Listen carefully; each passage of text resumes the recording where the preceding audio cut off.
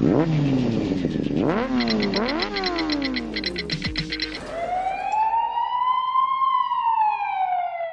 and welcome to a very special program. This is season 3 of the Diageo NDTV Road to Safety campaign, and it's a program and a campaign that means the world to us. It's a program about awareness, it's a program about saving lives, and it's a program about sending the right message. And who can send the right message better than Virat Kohli? Virat, great to have you back on this campaign. You were associated with this last year as well. Why is the Road to Safety campaign important for you? Why I decided to do this last year was the numbers were staggering.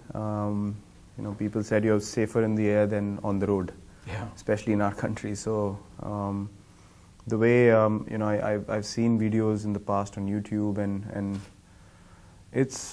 it's really shocking to see the kind of things that happen on the roads, and it's all because of not following rules. Getting the easy way out, not waiting 15 more seconds for the signal. Those sort of small things lead to, that one decision in life, and everything changes for so many people around, that person who suffers. Yeah. So it was just an effort to create some sort of awareness that, there's no rush. There's no rush in life. It's exactly. Your life there's so much time in life. There's no rush, and something that can cost you your life, and cost so many people around you so much, is something that needs to be addressed very strongly. And it was getting very serious, and it's been the case for a while. So it's just a little effort from my side to create whatever difference that I can. Have you heard about friends of yours or their parents or others in road accidents?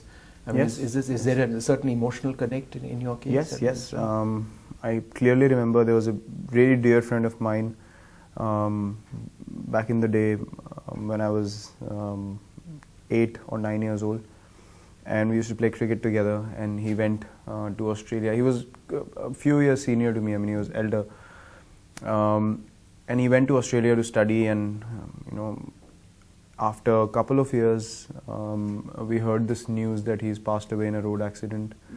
And, so that rang a bell, although it happened there where, overspeeding and those sort of things, but it just rang a bell that, it's pretty dangerous. And then I've seen things happen in front of my eyes on our roads. And to see some of those visuals it's disturbing, and I can imagine what one wrong decision, it might not even be your mistake, but another person who's not sensible, it all leads to just creating chaos. Virat, there is something called the Good Samaritan law in the country. It's just recently come about, and basically because a lot of people felt that when somebody is in distress on the road, people need to stop and take them to a hospital. Yes. Because people don't do that, and it's sad, but in so many parts of our country we just see people looking the other way because they feel they're going to be bothered. Could you send a message to people to help those in need? That golden hour is the first hour. If a person isn't in hospital, then they may die. Definitely. That is one thing that always crops up whenever we speak about road safety in India, that people, if someone has met an accident, there'll be a crowd around it, and they'll watch the person who suffered still lying on the road but no one helping. It's just a crowd that has that invisible barrier where no one's willing to step forward and help that person in need. And I think in general that stems out of lack of compassion and lack of sensibility, and that is something that needs to be addressed. And it's a general thing. If a relative or immediate family meets with an accident, you help them. They are human beings as well. So there's no better thing to do than help anyone else, and actually saving someone's life is the biggest thing you can do in life. So I never understood why people would not help anyone if they see someone lying on the road. I've seen a few people do it. It takes courage. I mean, to go help the person, then to file that in a police station that this happened, that happened. That takes courage, and a lot of people find the easy way out and they just leave the person there, which is sad to see. I want to turn our attention to responsibility and drinking responsibly. A lot of young people you know, we've all partied, we've all had a great time. But there is that line that you should never cross. It's not just your own life, it's others' lives as well.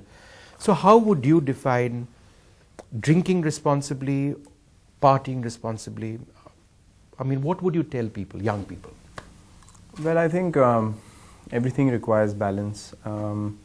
There's a certain limit that you can consume, and you cannot be behind the wheel post that. So I think that is one call. If you're, I'm not saying stop drinking. Everyone has their own choices, but if you think you are going to a place where you might consume more than what is allowed, you rather take someone who can drive for you rather than, you know, putting yourself at risk, Yeah. putting another person on the road at risk, and just losing everything In a moment. in a moment because of awareness, because of Yeah. laziness, or you know, just not being aware mostly of a situation that can arise.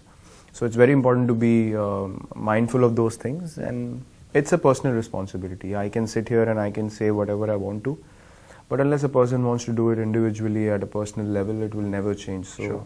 the urge is not to tell someone how to drive a car. The urge is to tell someone to be sensible and responsible for themselves and for the people around them. When you bat, you wear a helmet because it's common sense, right? Mitchell Stark can cause you a fair bit of an injury. But this common sense doesn't pervade among people on two-wheelers. I mean, it's just common sense, but people don't do it. Young people don't do it. Old people don't do it. They think the police aren't looking. They aren't worried about the police.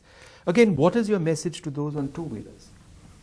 Well, it's even more dangerous. I mean, a four-wheeler still has your airbags if it's a nice car, or in general, it's protected much more than a two-wheeler. On a two-wheeler, if someone else commits a mistake, your life can be done in a span of seconds. I mean, it's not even, you know, it's not even that much of a.